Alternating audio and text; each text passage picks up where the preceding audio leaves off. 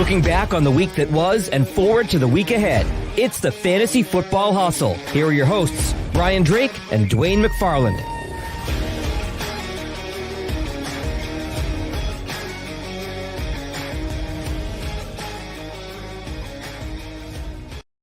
All across the fantasy universe, welcome one and all to the Fantasy Football Hustle, powered by Pro Football Focus. I'm Brian Drake. You can hear me Sundays 7 to 9 on SiriusXM Fantasy Sports Radio. Make sure you check me out on Twitter at Drake Fantasy. No Dwain tonight, but I got a good friend of mine, a guy I love drinking with, love hanging out with at the Fantasy Football Expo. We text, way too many times a day. It is, of course, the one and only host of the Auction Brief podcast. Follow him on Twitter at Drew Davenport FF. It's FootballGuys' own Drew Davenport. What's up, brother? Not much, buddy. Just, we had the same thing going on tonight, getting the kids from soccer practice and doing all the dad stuff, but we're still here to drop some knowledge on some great topics tonight. Thanks for having me again. Yeah, man. So we're heading into week 5, and sort of what we're going to do today is look at the burning topics in fantasy football. What's really going on? What are you guys thinking about? Lord knows if you're looking at trades, I am now the king of the threads, as you've seen on Twitter, because my phone won't stop buzzing. So if your thoughts about trades and I'm 0-4, I'm 4-1, it doesn't matter, whatever it is, go see that on Twitter. But we want to talk about some of the big deals going on in fantasy in terms of, all right, these are guys I just picked up. I'm kind of unsure of this backfield, and now this team's got this quarterback in here. So let's dive right into it right now, Drew. And the first backfield we're going to talk about is in Atlanta. All right. Cordarrelle Patterson, he's down for a few weeks on IR. He got injured. Damien Williams, who is their week 1 starter, I think he only carried the ball twice. He goes down. Spoiler alert, he can come back next week. And now we're left with Caleb Huntley and Tyler Algier. Both of them rushed 10 times last week. Huntley got the touchdown, and Algier got the only target. So this isn't a team we know that wants to run the ball or that wants to throw the ball at all. They run the ball a ton. They're 4th in the NFL in rush attempts per game at over 30, and they're 6th in the league with rushing touchdowns. Their run play percentage is 2nd in the league. So we know what this team wants to do. But this backfield now, you had this rookie out of BYU. You got Caleb Huntley. I think he was pumping gas a week ago. Like, what do we do with these guys? And more importantly, I almost called you Dwayne. See, it's just a force of habit here on the hustle. That hurts. What do we expect from these guys? Yeah, you make the point. They want to run the football, but I think I was listening to, I forget who it was the other day, Establish the Run. Maybe they were talking about at some point they were talking about Kyle Pitts, but at some point there's going to be some negative game scripts here. They just really haven't had that yet. So what they want to do is run the ball, and that's what they've been able to do. That won't happen ad infinitum, but it certainly is something to keep in mind. As far as this backfield goes right now, it's weird because I don't really want to invest a lot in these two guys that are going to take a back seat here in about 4 weeks. I understand that short term, you may need the help, and that's the assessment you have to make. I'm not that excited about Algier and Huntley long term. I do think that they're going to be annoying for Patterson managers when he gets back, and they're going to play, but I don't think they're going to have a lot of long-term value. However, if you're sitting there at 1-3 or whatever, and you need the help now, I do think there's some short-term value there. Algier seemed to be the one that was running the routes. I didn't see Huntley in a lot of those situations to catch passes. So I think that, I prioritize him, obviously, Algier over Huntley. But again, it's not a long-term play for me. No, and my move was this week on waivers. I went and picked up Damien Williams in as many places as I could. You can get him either for $1 bid or for free or when waivers open back up. Because to me, if he was your week 1 starter, obviously you went all through camp. He was the plan. So why all of a sudden, if he comes back next week, are you going to say, oh no, we're going to put you behind these two scrubs, Caleb Huntley and Algier? It's not like they spent a 1st round pick on him. He's, marginal, very replaceable talent. So that's my play here is I want to get a piece of Damien Williams because who knows, maybe now you've got a starting running back for the rest of the season. Maybe he's flex worthy or whatever. They're playing Tampa Bay this week. If you have to play one of these guys because JT is not playing and maybe you had Patterson, is Algier your play? And do you feel safe about putting him in or do you want to look elsewhere? They're playing Absolutely Tampa. I not. mean, that's not a cakewalk. Yeah, absolutely not. I don't feel safe, and I don't want to do that. So I'm trying to avoid that if at all possible. Tampa Bay is not a good matchup. I can pull up the fantasy points allowed here real quick, but I know that they're just it's a tough defense to play against. Period, and let alone the running. It looks like they're third best in the league at giving up fantasy points to running backs. So terrible matchup. Split situation. Yeah, I'd play Algier if I have to because I know there's a lot of injuries, but I'm trying to avoid it. If you guys are watching on YouTube, and you should be, just search Fantasy Football Hustle and hit the subscribe button. Drew always has a vinyl album over his shoulder. What is the album tonight? I can kind of see it and make it out. It looks like a guy squatting over rocks. I'm sure it's some legendary album I should know, but I don't. That's all right. It's Into the Wild. It's Eddie Vedder's soundtrack to Into the Wild. Oh, all right, So cool. I'm a have big you Eddie seen Vedder the movie? fan. Okay. My favorite is I think Yield is my favorite Pearl Jam album. Okay. Love Well, it. Given to Fly, all that good stuff. Oh man, this is great. So you haven't seen the movie? I've not. Okay. Well, the movie's a little bit weird. Not weird. You got to be high for it. It's different. No comment, but it wouldn't hurt. Yeah, it's there's a great story on the inside of the vinyl of the Into the Wild about Sean Penn and Eddie Vedder having a meeting about the movie and how Sean Penn wanted him to write the soundtrack and how Eddie Vedder wrote the soundtrack. Amazing story. I won't go into it here, but great album. Great album. Cool.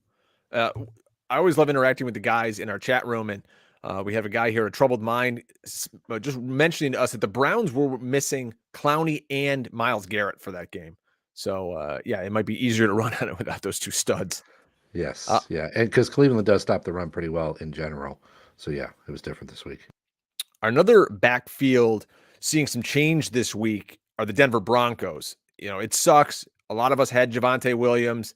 He wasn't killing it like we thought. You know, we in fantasy kind of wish into existence things to happen. Like we want Javonte to be a top 5 running back because, you know, we saw the potential last year in that one game when he had the role, but that's just not how it is. It's a split backfield as good as he is. And now the backfield is going to be split between Mike Boone, who the GM brought over from Minnesota, who's a nice little player, and Melvin Gordon, who's still there, and Latavius Murray, who they just signed this week away from the Saints practice squad. So it's a middle of the pack team in terms of rushing attempts. We assume, and I don't know why, but we assume Boone is going to get the passing down work. Guy has 11 receptions his entire career, okay? I'm looking at this, Drew, as a 50-50 kind of split, and it's worse if Latin Murray gets involved, but maybe he's just more of a Gordon handcuff. To me, though, Boone is the best waiver wire option that we've seen maybe this season to contribute, because I think you can play Mike Boone right now at flex, and he's probably going to give you 10, 12 points. Yeah, I hope we're not wrong here because, you know, we know as fantasy players, we've been playing a long time. You get a guy like Boone and you stick him in there and they give him 4 touches and Latavius Murray gets, 16 and you just want to rip your hair out. But that's how I feel. At the risk of just saying, yes, I agree. That's how I feel. I was talking with Waldman a little bit about Boone. He believes in him as a player and believes in his receiving chops. And, Denver had him on the field in the hurry up at the end of the game. Now, I know that resulted in an unfortunate drop that would have extended the game, but they believe in him and his ability to catch the ball. Mm-hmm. Melvin Gordon can catch the ball too. So they're both going to play. And, the Melvin Gordon has got, I think, a lack of respect still. I think that he can play, but Denver clearly wants to use 2 backs. Unfortunately, I think Murray is going to just make this thing a mess and he's going to be annoying. But I really do believe that's going to be a little while until he gets involved. And if they had their way, I don't think they're going to run a 3-man committee, but we don't really know that. If you look at, I just had it pulled up here. Some of the rushing attempts for rushing yards per attempt allowed. The Indianapolis Colts, the opponent of the Denver Broncos on Thursday, are second best in the league, giving up only 3.1 yards per attempt. So it might not be a big running night anyways. I think we're going to put the ball in Russell Wilson's hands now. This could be a great thing for Jerry Jeudy, Cortland Sutton, maybe he can get in the end zone a little more. God only knows if they're ever going to throw Albert O the ball, once in a blue moon. Greg Dulcich coming back soon in super deep leagues. You might want to, check him out. But yeah, I don't know. I've picked up Boone in a few spots. I'm not really looking to get him in my lineup as quick. Did you have much Javonte? Yeah, I didn't have a lot of Javonte. I thought I would, and I didn't. But yeah, I mean, when I was looking into the situation, like I went ahead and got Boone in a couple leagues because they're deeper leagues, and I got to have a guy right now. Like one of them was the Kings League. I blew a bunch of my fab on him. Mhm. I'm not that super confident in the situation. I think Melvin Gordon can still play. He's averaging 2.3 yards after contact, ahead of guys like McCaffrey and Miles Sanders, Derrick Henry. So Melvin Gordon can still play, and I think they're going to give him more than 50%. But I still think Boone's a nice play, like you said, as a flex. I don't know. It's I'm not excited about this week. You're absolutely right about Indianapolis. They have a great run defense. If somebody went out and picked up Latavius Murray, shout out to Latavius, grew up here in Syracuse with me. He's 32 years old. Okay. Latavius Murray is a guy that everywhere he's gone, he's kind of just not like, it's not annoying, but he produces. He's a solid NFL player. He's very much like Melvin Gordon, where you're like annoyed with him. You're like, I wish this guy wasn't here so the other guy could take off. Do you see him being any sort of threat as this season goes on? Because Javonte's not coming back. This isn't like, oh, he's down for 2 weeks. He's gone for the year. We now have to focus on just these guys who are here. Unfortunately, I do see it as a long-term threat. Right now, I think it's going to take a little bit of time for him to get up with the offense and see whether or not he's going to earn that time. Now, I think in the meantime, this is the weird thing about fantasy football that I think it can be super frustrating, is that you can look at a situation like this and have it pegged correctly. But then let's say that they come into the game this week and they don't plan on playing Murray much, and Boone has a fumble or drops a couple passes. And all of a sudden they're like, this isn't working. So it can make things can be, make or break this week or next week. Some weird stuff could happen that we don't really know. But I believe in Mike Boone as a player. I don't think he's this amazing next level player, but I think he's a solid player. And I think there's a reason that they had him here. And you know what? I went back and looked at his snap shares and his routes run. He was actually starting to see the field a little bit in the last couple of weeks. They were starting to sprinkle him in, whereas he didn't play at all last year. So I think that's an inclination of what they think about him. All right, let's look at the two backfields. You got the Atlanta backfield.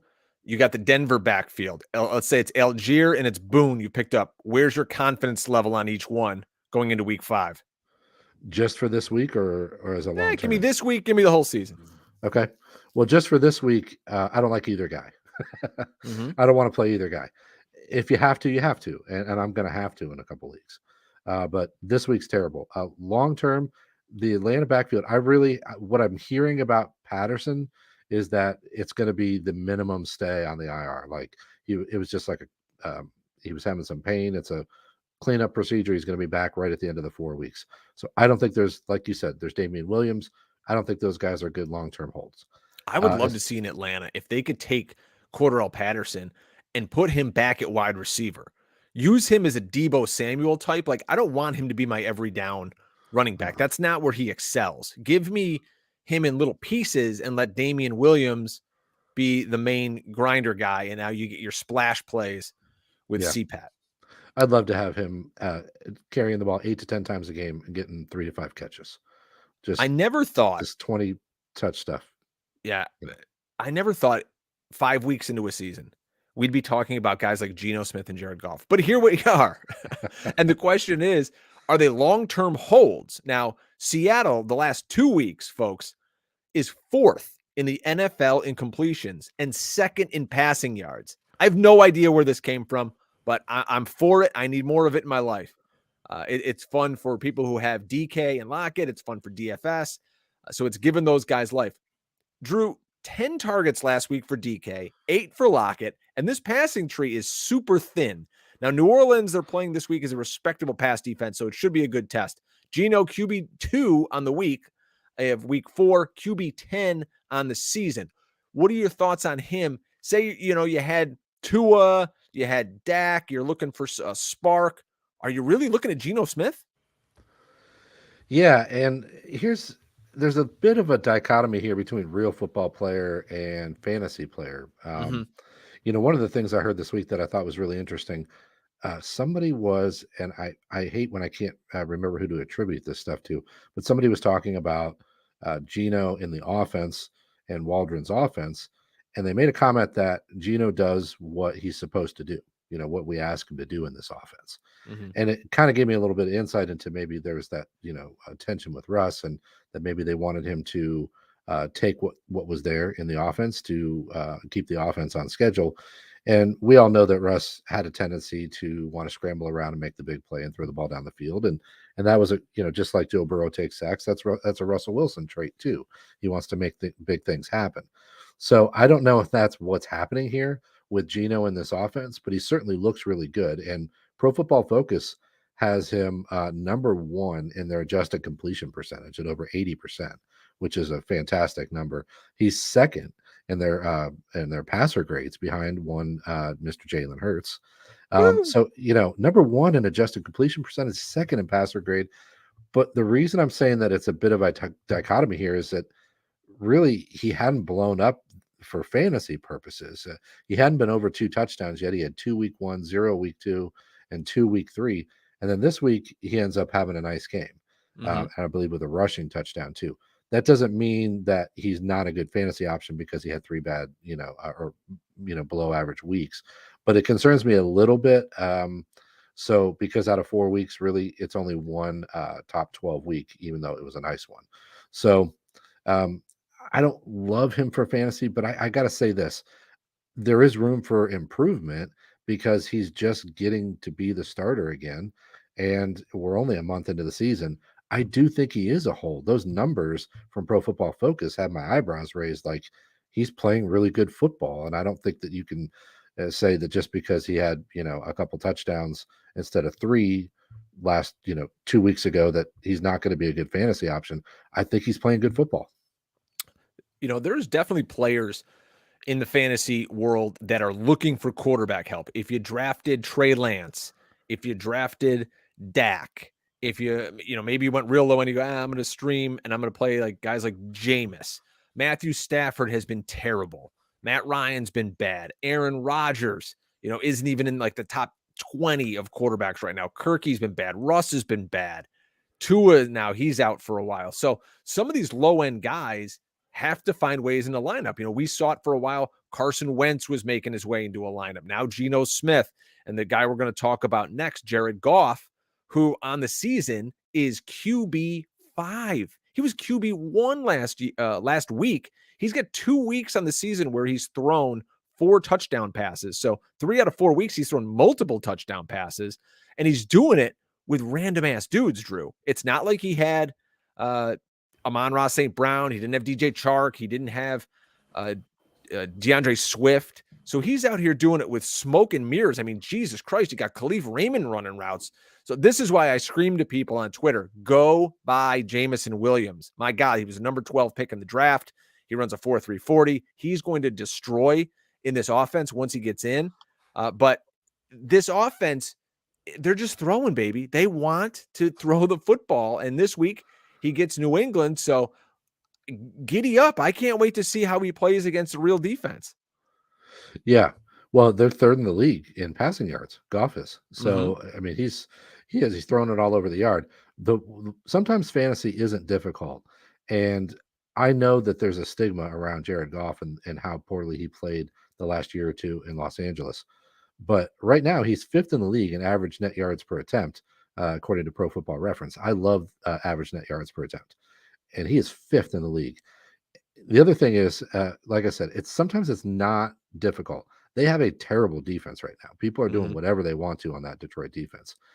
And sometimes he's just going to have to throw the ball, or more than sometimes, a lot of the time. Week 1 against Philly, Detroit wasn't doing anything, and then he threw it all over the place in the second half, and they came back.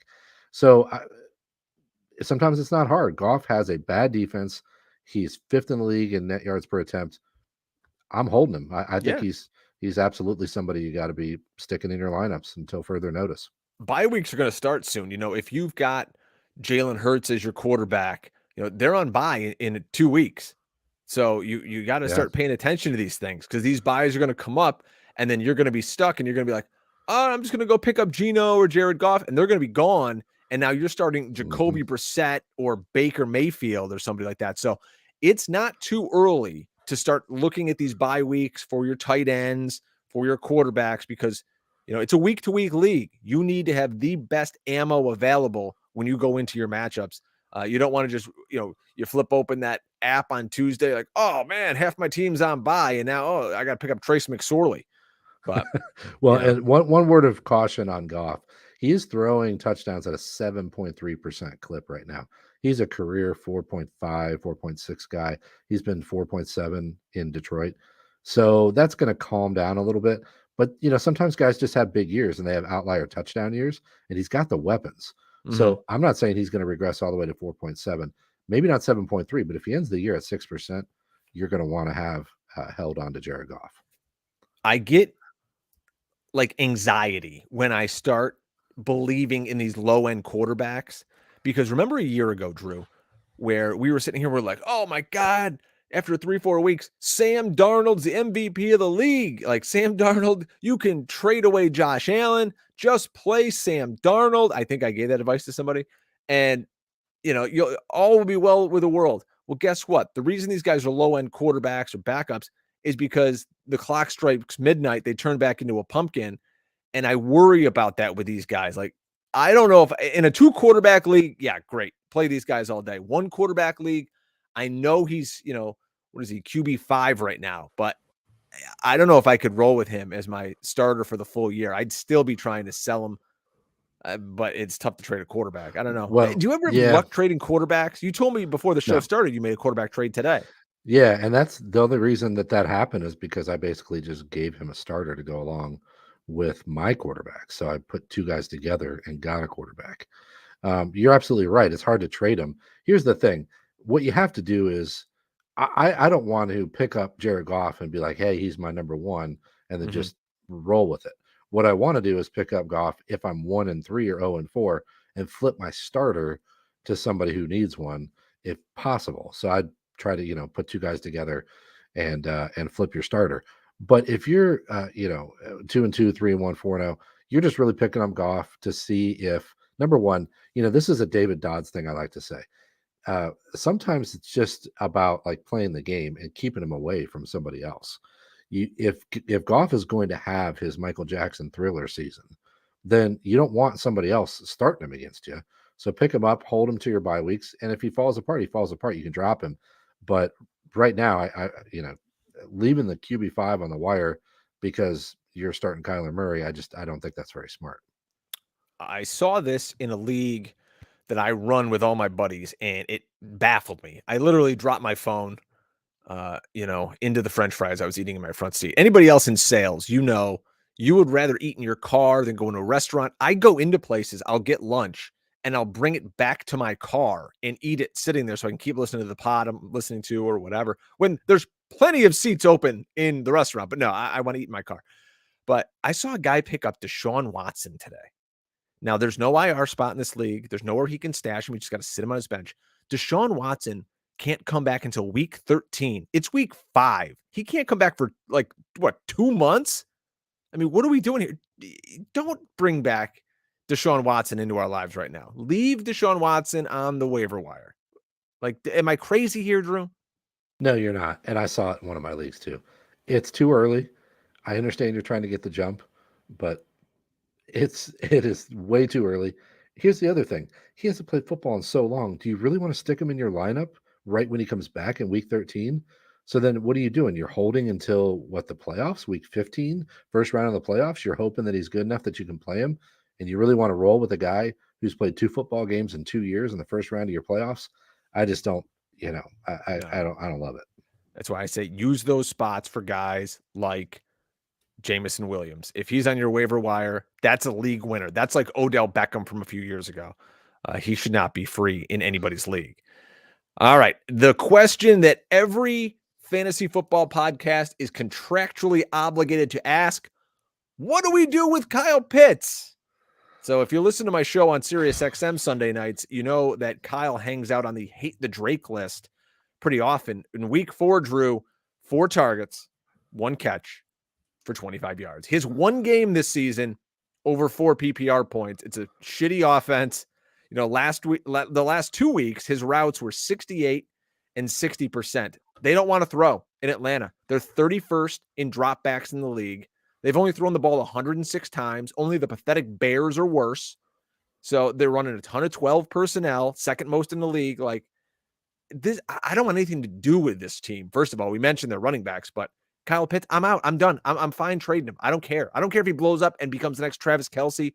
I don't want to deal with it for the rest of 2022.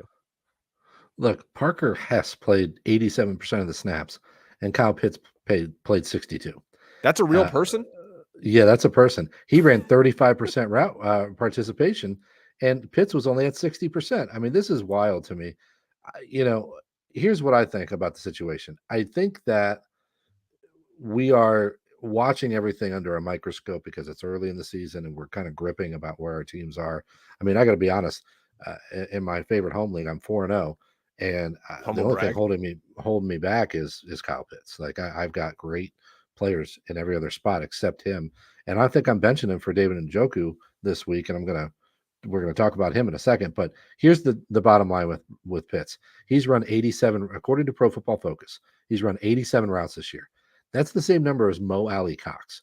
That drives me crazy. Mm-hmm. I'm not saying anything about Mo Alley Cox, but the leaders, Zach Ertz, Tyler Conklin, they're over 160 routes. Higbee and Kelce, they're over 140. I mean, that's almost double the amount of routes through 4 weeks. That's an insane amount. Like that differential in just 4 weeks, it just blows me away. However, he is 10th in the league amongst tight ends with 22 targets. Mm-hmm. And here's the weird part. If you compare him to Njoku, they actually both have 22 targets on the season. But Njoku's playing for a team that's got 30 more attempts on the year than Atlanta does. So, and we like Cleveland likes to run the ball too, but Atlanta really, at this point, they're playing hybrid quarterback. Yeah, I'm concerned. I'm very concerned. And I think Desmond Ridder could change the whole equation, but we don't know what that change is going to bring. So I'm extremely concerned. And I think, like I said earlier in the show, the ETR guys were talking about this, and it's absolutely true. At some point, there's going to be negative game scripts, and Pitts is going to have his nice games. But can you wait that long? Are you in a position where you're like, I am 4-0?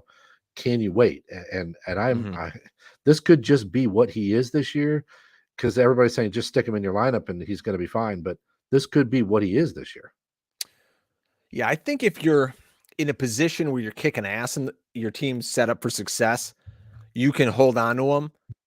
If you're not, if you're 0-4, 1-3, maybe even 2-2, I'm fine with moving him. If he's got a name and he can bring you back something else and you can go to the waiver wire, and like we're going to talk about Njoku right here. Who else might be on your waiver wire? Logan Thomas. I don't know. I mean, I saw Dalton Schultz get dropped in the league today.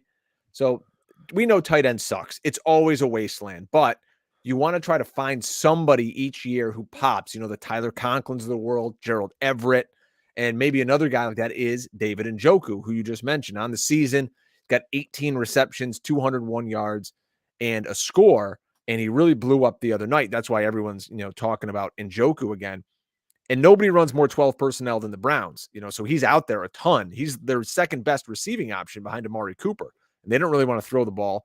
And when they do, I found this stat, it's usually an intermediate to shallow throw.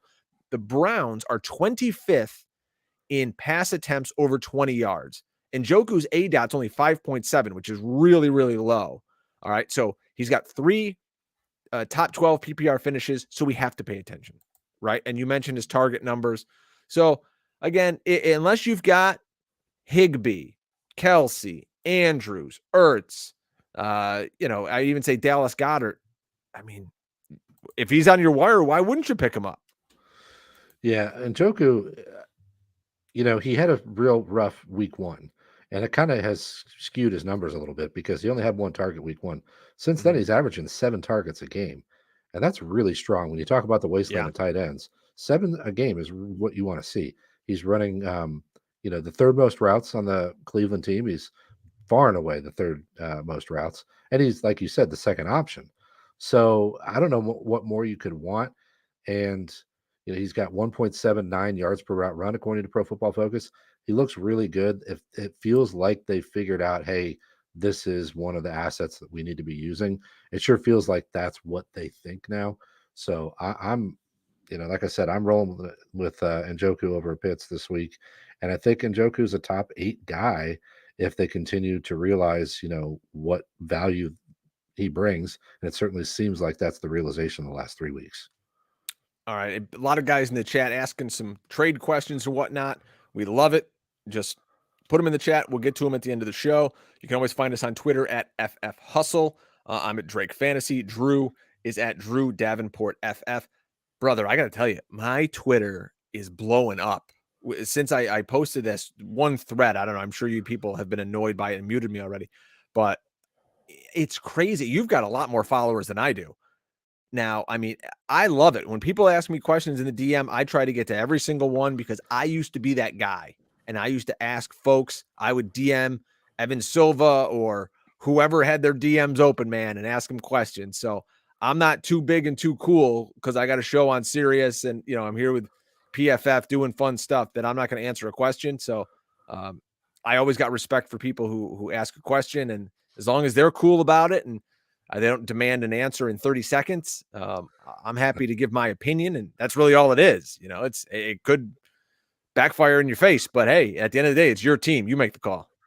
Yeah, well, I had an unfortunate conversation the other night with my my new buddy Colt that I met at the Expo, and he wanted to know what I thought about starting Rashad Penny last week. Mm-hmm. And I said, hey, look, I agree that he's in a spot that he could blow up, but it just hasn't been happening yet, and so it's a little bit of a volatile play. He had AJ Dillon, and I said go with Dillon. Mm-hmm. Whoops.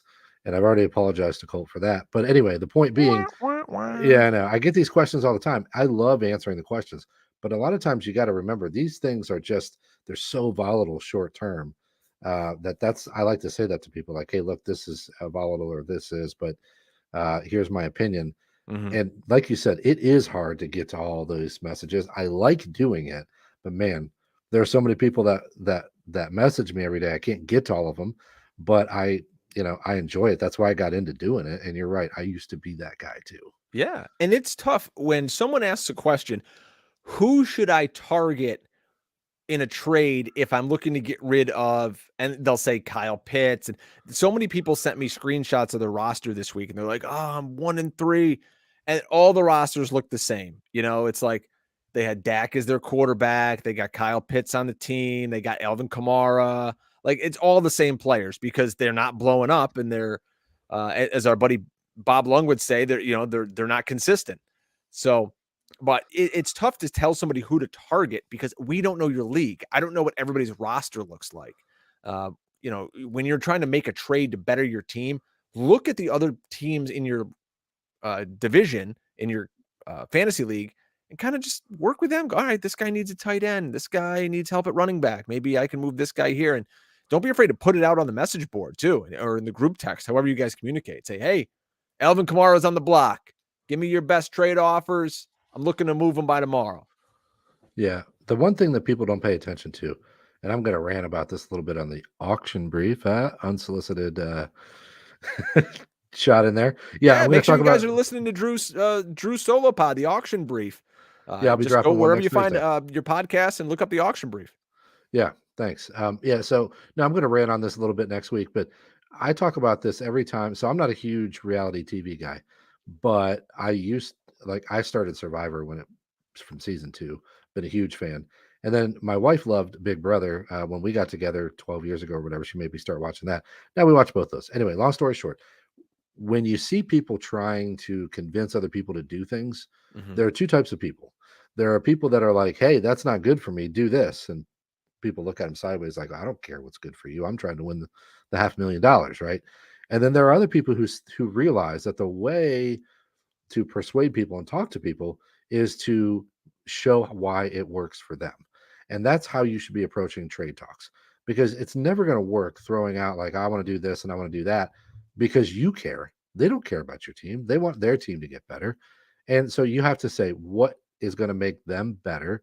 And once you come up with something that addresses their need, and if you do a trade where it's a fairly reasonable trade, you're not trying to screw them over, and you come up with what they need, they feel good going away from that, regardless of whether it works out. They're going to remember that good feeling. They're going to come back to you, and you're going to be able to trade with them in the future. Yeah, absolutely. I love getting into this time of year when people start wheeling and dealing because, man, I see some of the worst trades. But let me get your quick opinion on this, too. This Alvin Kamara situation that came up. The game was in London. There's another game in London this week. The Giants are playing over there.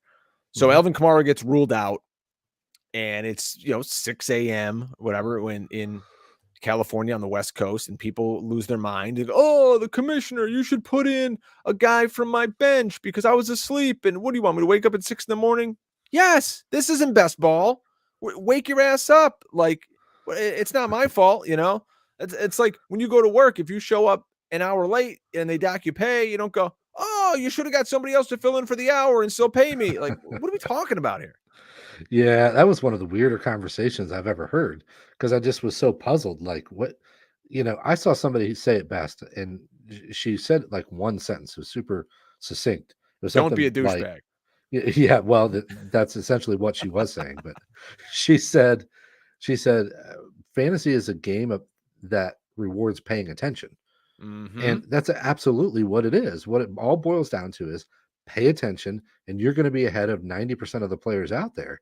And if you're diligent and you grind it, like I said, I use the fantasy surfing thing. I don't want to beat this to death, but I play in a league with guys that are from Hawaii. The time zone is massively different out there. Oh, And then all of the events are in like Fiji, Australia, Portugal. Like they're all over the world. Sometimes these heats are happening at 3-4 o'clock in the morning, and I need to swap out a guy at 3:15 in the morning. I have to set my alarm and get up and do it. The guys in Hawaii, some of the guys, they didn't care, and they lost big points early in the season. They were kind of out of it. And that matters, man. You're grinding here. Are you trying to win? Are you trying to hustle? And it just blows me away that people think that that's not part of the game. That is one of the major parts of the game, and I don't get it. I get up at 3 a.m. every Wednesday because I play in a lot of Yahoo leagues, and that's when Yahoo runs waivers. And it's not exactly at 3. It's kind of like whenever the hell they get to it. You guys play on Yahoo know what I'm talking about. Yep. But I wake up. I don't even set an alarm, dude. My body knows to wake up at like 2:58, and then I take my phone, I go into the bathroom, and I just sit there and I keep refreshing. Like, who did I get? Who did I get? Who did I get? Yeah, Who can I add? ESPN's the same thing. Like it might be 3:21 or it might be 3:09. Yeah. What's wrong with noon? Like, when did that go out the window? I know. I don't get it. But I'm the same way, man. I like, because it's kind of like a pre-waiver thing. Like if you go in there and you realize you didn't get somebody, but then this other person's still out there, and then you can pick that person up. Or I think it, especially when you run out of fab, which is the situation I'm going to be in a lot of leagues because of all the injuries. I'm ripping through my fab. A couple leagues I'm already out. Week 5, baby. Well, somebody you might have been looking to pick up was Raheem Mostert. So I want to ask you what we're going to do with this Miami backfield situation. We know that Teddy Bridgewater is going to be in at quarterback, at least for this week. Jesus Christ. Tua should probably not play for the rest of the season. We had 2 concussions in 5 days, but I'm sure he'll play next week. So we got Chase Edmonds here, right? He's posted a top 12 week, but outside of that, it's running back 32, 48, and 30 in a PPR. Raheem Mostert's high is RB 20 in week 2, but all Mostert's usage numbers are pointing up. But do we care about this offense who doesn't care about running backs? Not really. I mean, you pointed out the numbers from Edmonds, which is actually kind of funny because Edmonds, he has, what does he have, 3 touchdowns already? They're using him at the goal line, or they did until this week. Still can't score any points. His touches in the last 3 games, 6, 7, and 7. It's just absolutely horrendous. The trend for Edmonds is awful too. He went from 51% snaps back in week. This is the last 3 weeks. 51% down to 44, down to 28% last week. And his routes run went from 47% participation down to 36, and then 23 last week. So, Mostert's last 3 weeks, his touches have gone to 14, 8, and 17. So there's a clear trend here. And as far as this whole backfield goes, you're just really not going to get that much production in general from either one of these guys, because Edmonds is vulturing at the goal line and Mostert's getting the majority of touches. And Edmonds, we thought that his PPR value would stay afloat in this offense, but that's just flat out not happening. So Edmonds would be a drop for me in most formats, except for the fact that our buddy Jim Coventry pointed this out. Let me see if I have the tweet still pulled up, because I absolutely love this tweet. I don't, but I want to credit Jim because he made a great point. He said through 4 games, they've already given him 39 carries. And this is a 30-year-old who has a history of being banged up and has never had more than 143, I believe, or 147 carries in a season. And he's only done that one time. And in the rest of his career, he's got like 140 carries. You talking about Edmonds here?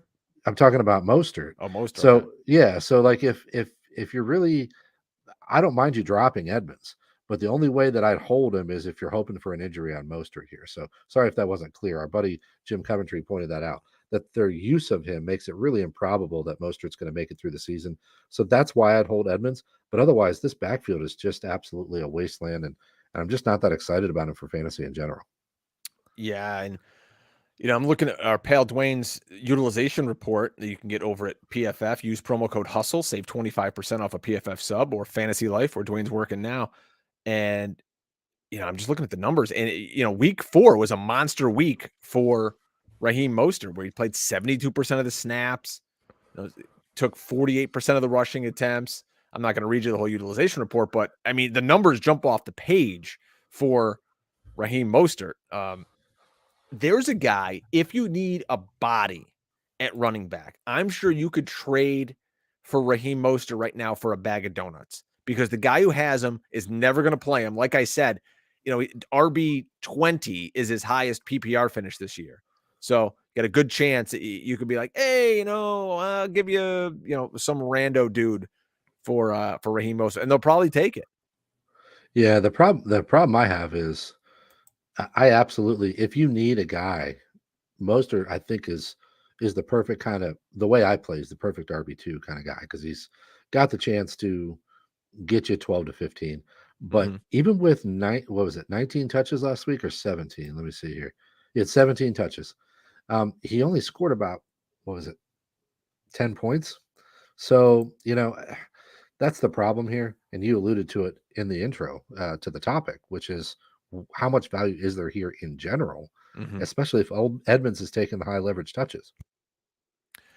If you guys dig playing props, I want you to try a new prop game that I'm really behind. It's Top Prop Fantasy Sports. I'm on a heater over there. For the season, I'm giving out props. I'm 13-3. It's unbelievable. Go to your app store, download the Top Prop Fantasy app, use promo code Drake, and it's going to get you a $50 deposit bonus. You put in $50, Top Prop's going to double it, give you another $50. I'm putting out Thursday night, Monday night content. I'm sure you've seen it if you're following me on Twitter, Drake Fantasy. But Top Prop's a fun little company. All you got to do, who's going to score more fantasy points? You don't got to know about passing yards and, is this guy going to score half a touchdown and all that nonsense? Nope. Who's going to score more fantasy points? Top Prop Fantasy Sports, promo code Drake, and have some fun with that. It's getting late into the show when the porn bots jump into the YouTube chat, so I'll speed it along here, Drew. Sticking in Miami, what do you feel about Tyreek and about Jalen Waddle with Teddy Bridgewater stepping in at quarterback? Now, we know Hill's a target monster, 43 targets or so to start the season. I mean, he's had 3 weeks of 12-plus fantasy points. The guy's killing it. Waddle's more of like an efficiency guy. He's not getting the targets and the receptions, but when he does, he just blows up. Just monitor. He's got a little bit of an injury that he's been nursing the past 2 weeks. What's your thoughts on the Miami wide receivers? Yeah, I think that you have to expect a little bit of a haircut with Teddy Bridgewater. You mentioned it before. I really believe Tua is going to be back in the next couple weeks. It doesn't have the makings of a. I saw that comment about me being in Hawaii praying for the tsunami waves. Anyway, yeah, I don't think this has the makings of a long-term injury. We don't know that, so that's just purely my speculation. But there's been good vibes in general that Tua isn't going to be out for the rest of the year. So here's the thing. If you need help now, Teddy Bridgewater is a competent NFL quarterback. He threw the ball down the field against Cincinnati. Didn't look like he was afraid to take shots last week when he came in. And, he produced pretty well for not playing the whole game.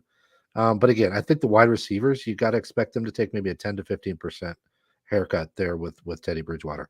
But I think he can keep the offense afloat.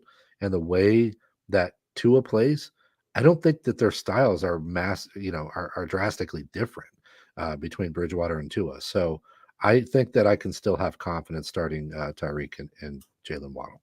Now, you fancy yourself a Steelers fan on occasion. I believe you have season tickets to the Steelers, right? I do. Now, still George got some Pickens, games for sale. What's that? Still got some games for sale. Anybody want them? Slide into the DMs, folks, at Drew Davenport FF. Get yourself a deal on some Steelers games. But Kenny Pickett's going to take over at quarterback. So there's lots of love out there for George Pickens, 30% of the team's targets and all this last week. But what do you think? And you probably follow the team a little closer than obviously I do. What do you think Kenny Pickett's going to do for this offense? Well, let me just say, I don't think it can be any worse than Trubisky. I shouldn't have said that out loud because now it's going to be. But gosh, watching them, it was just horrendous. And it was, we had this conversation. One of those texts. Yeah, he does. That's one of the texts that we talked about when they did it, because I was so confused. Everybody was out there like, he played under, Dable, and he played under Josh Allen, and now he's going to be amazing. I mean, you were like, what are we missing here? Anybody who said that should be fired. All those idiots who are out there go, oh, Mitch Trubisky was tutored under Josh Allen for a year. Who gives a shit? Yeah. It's like, I grew up in the same town as Richard Gere. I should be super good looking and in movies. Like, no, nobody cares about that. Hey, man, you're super good looking. Don't sell yourself short. Yes. Tom Cruise also grew up in Syracuse. And the Baldwin It's like a brothers. mix. There's all sorts of guys here in upstate New York. Syracuse is loaded with studs. And then, we'll get them on the hustle too. Now, how many of those guys have fantasy podcasts? Take your millions. Right, what are we talking about? What are we talking? Oh, yeah. Kenny Pickett. Yeah. Well, you know what? Pro Football Focus has them had Pickett as the 11th best passer last week, which is pretty interesting. Now, they also do something that I love called expected fantasy points. And they had him as minus 1.6 expected fantasy points, which I think is interesting because that number can say one of two things. It can say that he didn't play very well and he should have got more points, or it can say he was a little bit unlucky. And I think if you watch the game, he was a little bit unlucky with his interceptions. So he ends up having a fairly nice start, albeit against a fairly weak defense. The problem is this offense I don't think it can get a lot worse. I think Pickett's going to make them a little bit better. But the murderer's row of the schedule they have coming up is just absolutely brutal. And it's something that I don't know why NFL teams don't think about this more when they make a quarterback switch. But he's got to go to Buffalo. Then he comes home for Tampa, to Miami, and to Philly. So 3 of the next 4 defenses are top 5 defenses in the league right now. That's 4 straight losses. 4 straight losses. And he's got to play at the Miami offense. I mean, this is tragic for Kenny Pickett. I feel bad for him. I do think that he's going to help the offense and give them a little bit of life. And certainly as a Pickens manager, that's what you want to see. But man, oh man, I'm just not confident in him, in this team in general. The offensive line still stinks no matter who's playing quarterback. And he's a rookie just facing a meat grinder. All right, here's one that's tough to say because I was in on him in the preseason. Is Allen Robinson droppable? He's averaging 6.1 PPR points a game. He only has 24 points on the season, 9 receptions for 95 yards and a touchdown. He literally only runs one route, and it's a corner fade to the end zone that never comes close. So Allen Robinson, Drew, I'm looking at his stats here. This is a 2-man team. It's Kelp and Higbee. That's it. You've got Allen Robinson, week 1, 1 reception. Week 2, 4. Then week 3, 2. Last week, 2. He's doing nothing for a guy you drafted in the 3rd or 4th round. Are you dropping him yet? Yeah. I mean, I think you have to hold him in deep leagues. I think that's the nature of deep leagues. But everywhere else, I mean, look, this is baffling to me. He's playing a ton of snaps. He's playing 95% of the snaps. He's running 93% route participation. But he's got 95 receiving yards on the season. I mean, Pro Football Focus has him 91st in the league in receiving grade. So, you made the comment to me the other day that I think is one that has me thinking a lot about Chicago asking him to move inside and him not wanting to do it. Mm-hmm. Maybe he's just done. I don't know. I don't know what the heck is going on here. This is wild to me. I was all in on Allen Robinson. All of my followers, hey, you got a right to hit me for this one. I just don't get it. I don't know why they don't want some diversity. And I don't know why that isn't the key to unlocking this offense at this point, because their offense has not been good. Stafford has not played well. It sure seems like another option like Allen Robinson would be beneficial to their offense as a whole. So it's not just me as a fantasy manager saying, hey, why don't you throw the ball to my guy? I don't get how Kupp and Higbee is sustainable long term. I mean, Van Jefferson is not making that big of a difference when he comes back, where this offense is going to suddenly take off. So yeah, I'm dropping Robinson. I've already done it in one league. And it happened last year as Robinson was just dust for the entire season and people held on to him. I was one of those guys for like 10 weeks. You're like, no, he'll come around. He'll come around because you took him in the third round.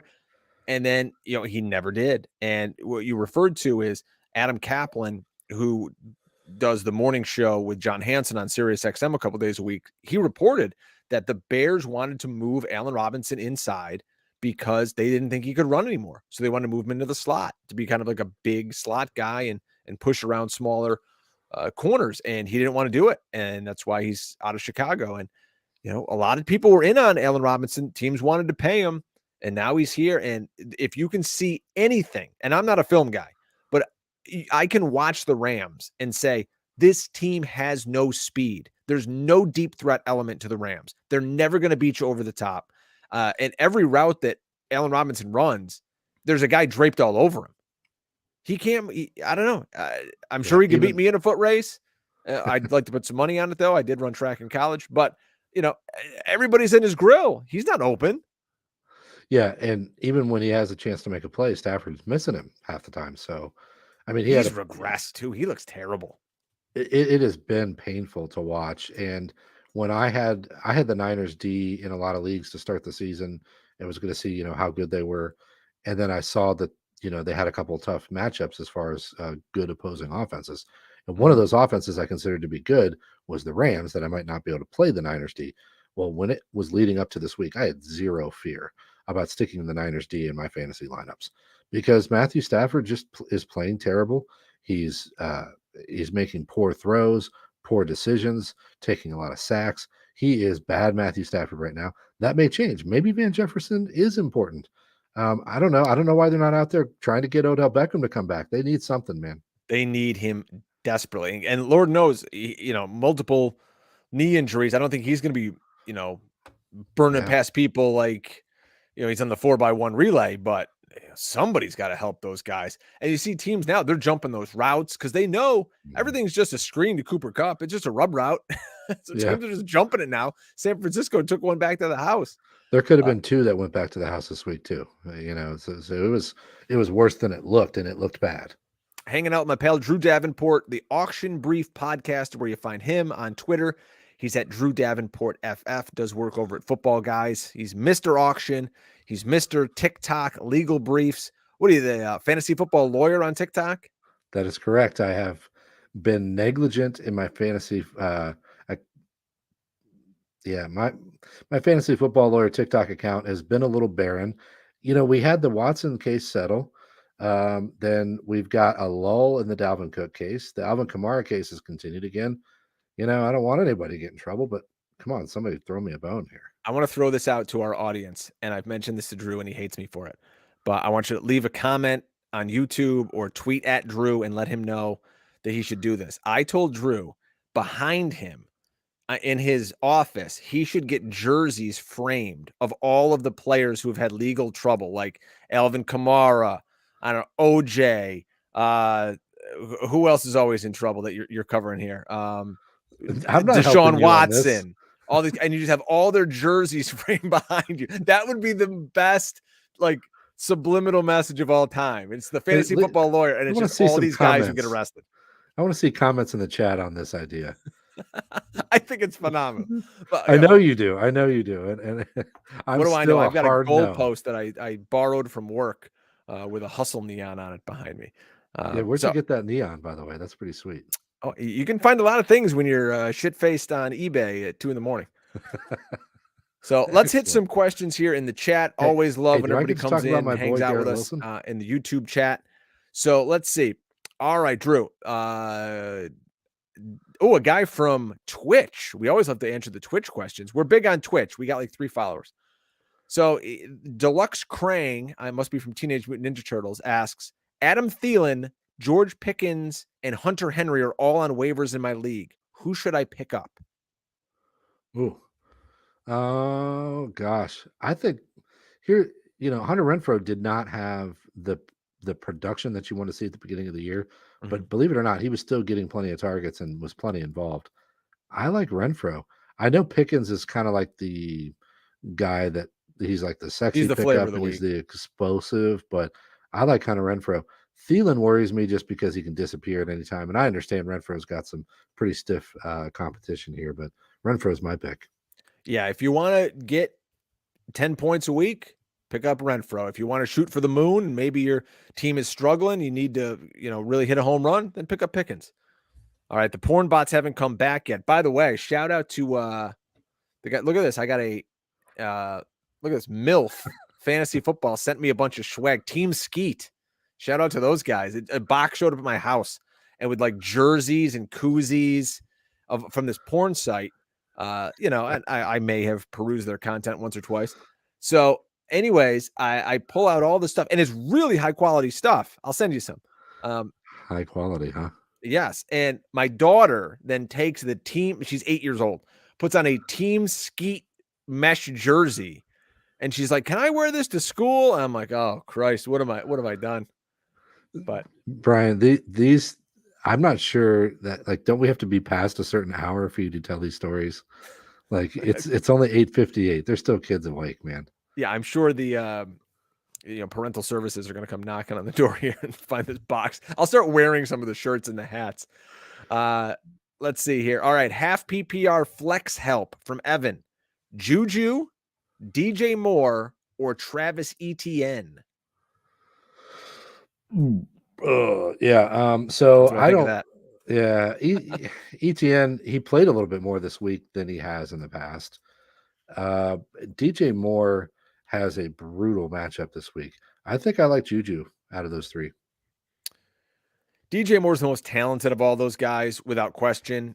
Etienne did tie James Robinson with carries. Hopefully that continues because I got Etienne on a few teams. Let's go. If this was me and it was my team, I'd probably play DJ Moore, but his quarterback. You know what? Why are we going against the guy that plays with Patrick Mahomes in Juju? Hey, that's what I think. I mean, who's KC have this week? It's not terrible. They got Vegas. They always tear up Vegas. So yeah, I like Juju. DJ Moore's got Tampa, man, or got San Francisco this week. All right. The all-in-one show asks, Zeke for Breece Hall. You making that trade? Yes. Yes. If you're getting Breece Hall, yes. Get Breece Hall. His utilization numbers are through the roof right now. Good young player. Zeke is Zeke, but what are you going to do? We'll see what happens when if this Cowboys offense can continue when Dak comes back in a few weeks. The only hope that you have for Zeke at this point is that Dak comes back and starts throwing him the passes like he did last year. Otherwise, I want nothing to do with Zeke going forward. If somebody's willing to give you Breece Hall who's going to catch 3, 4, 5 balls a week or have 6 targets a week, jump on it. My good pal Corey Richmond. I went to college with Corey. We used to do a wrestling radio show. He would come on with me. Rondale Moore or Alec Pierce, the young rookie for the Indianapolis Colts. Rest of season, I guess, is the question.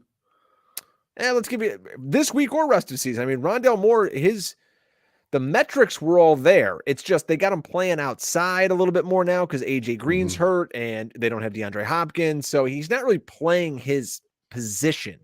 But if he can do what Greg Dortch did, I love Rondale Moore. I scooped him in a few leagues. Alec Pierce still playing behind a bunch of kind of jabronis in Indianapolis. But what I've seen from him is he looks all right. I don't know. I guess if I got to go rest of season, I'm taking Rondale Moore. I'm with you. You nailed it, because this week Rondale Moore played his first game back. Moore plays 86% of the snaps. No other wide receiver played more than 36%, and he had 94% route participation. So I know that's going to change a little bit as people get healthy in Arizona, but I honestly think that's going to help Moore going forward. And you made the correct point there in Indy. Not only is it a bad passing game right now, but he's still playing behind Pittman, Campbell, Doolin's mixing in there. It's just his route participation's hovering around 40%. Until you see those utilization numbers go up, I think it's more. Interesting trade right here.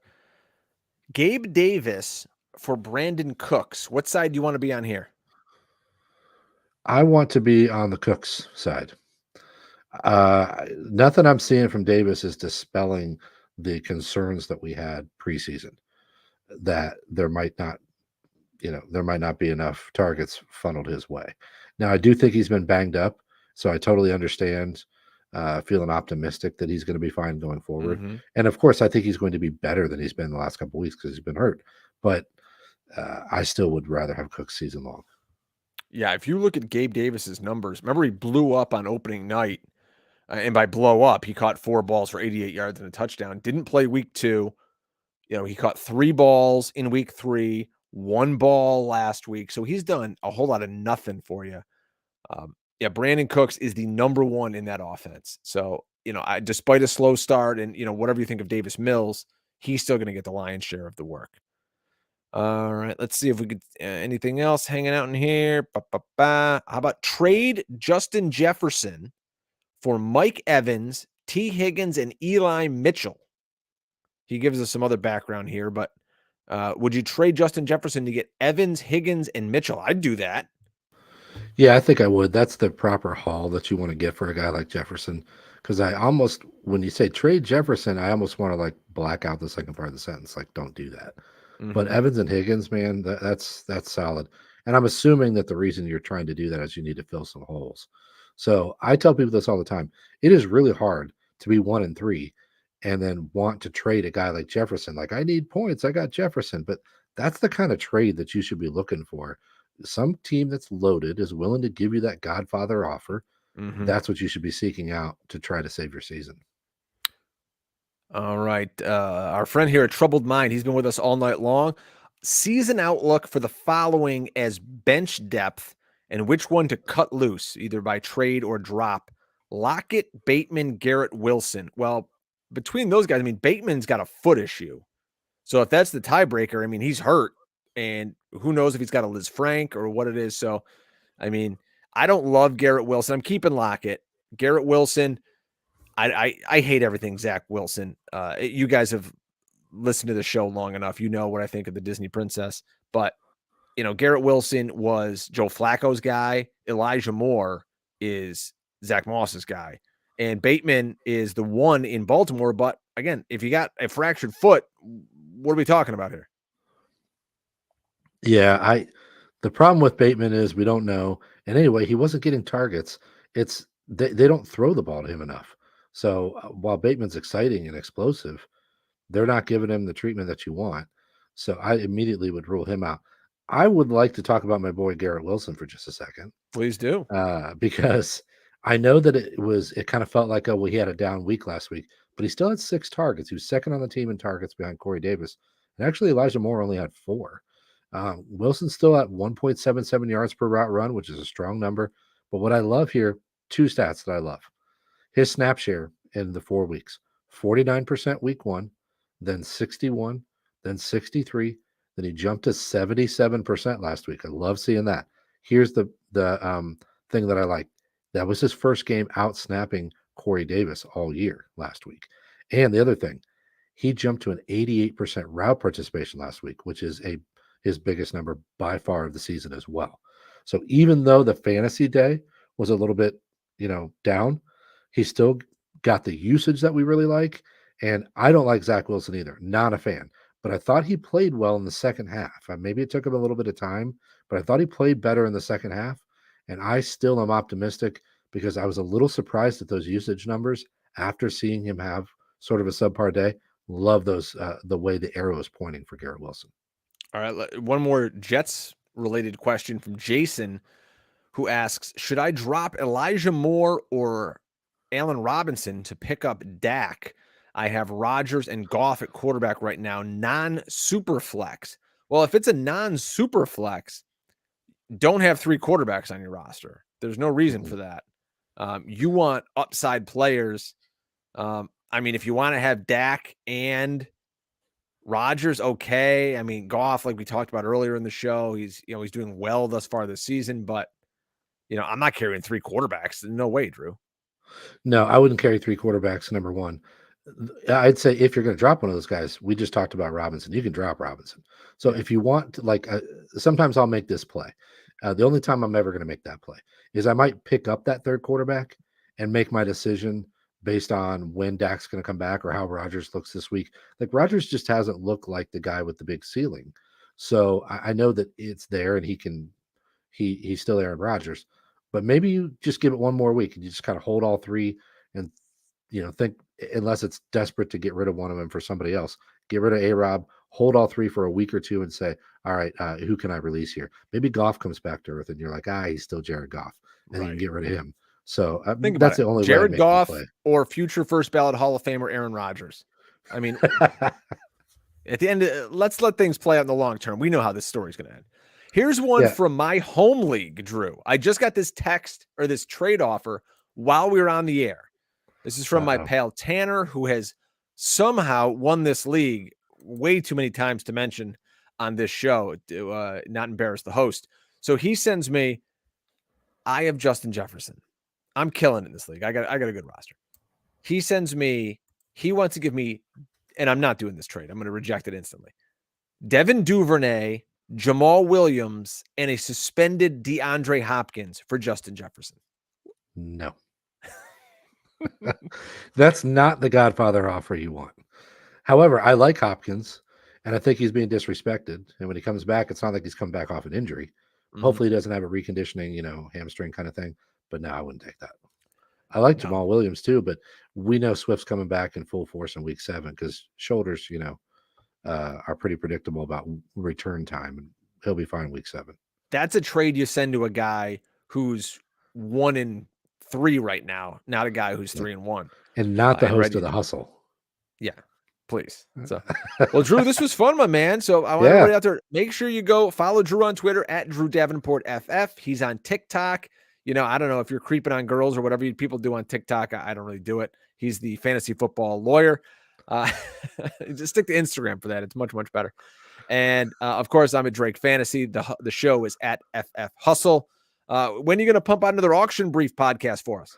Man, I was going to do it this week, but some things got in the way personally for nothing bad, just too much going on this week. I have it set for next week. I'm going to just do a little solo rip off about 35, 40 minutes.